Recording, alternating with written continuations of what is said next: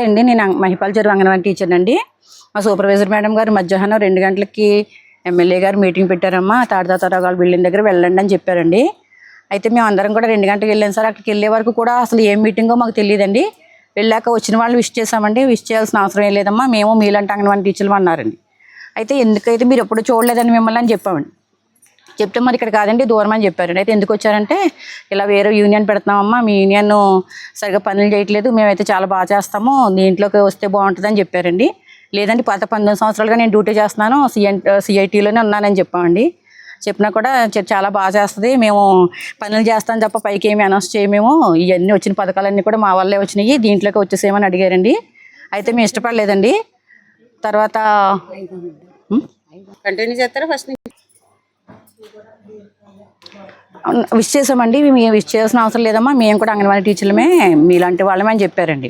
వాళ్ళు అయితే పేర్లు అయితే చెప్పారు సార్. అనంతలక్ష్మి అంటండి రాష్ట్ర కార్యదర్శి అని చెప్పారండి. ఒక ఆమె పేరు రామరాజ్యం గారు అని చెప్పి, ఒక ఆమె పేరు కల్పన గారు అని చెప్పారండి.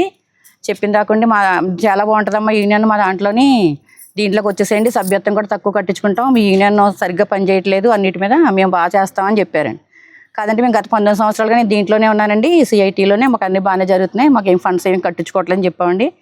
మమ్మల్ని బలవంతం చేశారు సార్. వాళ్ళు సంతకాలు కూడా పెట్టించుకున్నారండి చాలా మంది చేత. మాకైతే ఇష్టం లేదు సార్, మాకు సిఐటీలోనే కొంతమంది సంతకాలు పెట్టించుకున్నారు సార్, కొంతమంది అయితే పెట్టలేదండి. పెట్టిన వాళ్ళు కూడా వాళ్ళు పేర్లు గ్యాదర్ చేసుకుని వాళ్ళే యాడ్ చేసేసుకుని రాసేసుకున్నారు సార్. తర్వాత వచ్చేసి పేపర్లో చూసాక మేము అవ్వక్కయ్యి మేము ఇలా మేము చేసిన దాన్ని ఫీల్ అవుతూ మీకు ఎదరికొచ్చి చెప్తున్నాడు. మీకు యూనియన్ని విచ్ఛిన్నం చేసి మా పోరాటాలను అణచివేయడం కోసం అని చేస్తున్నారని అప్పుడు అర్థమైందండి, ముందు అర్థం కాలేదు. తర్వాత మేము చాలా ఫీల్ అయ్యామని వెళ్ళినందుకు. కానీ ఇప్పటికీ మేము సిఐటీ గొడుగులోనే ఉంటామండి. తెలుగుదేశం పార్టీ నుంచి వచ్చారు సార్ వాళ్ళు. అంతవరకు మాకు అర్థం కాలేదండి. మాకు వెళ్ళినందుకు బాధపడుతున్నాం సార్. రేపు ఎదర మేము పోరాటాలు చేయాలనుకుంటున్నాం సార్. దాన్ని అణచివేయడం కోసం మమ్మల్ని చీల్చడానికే పెట్టారు సార్ అది.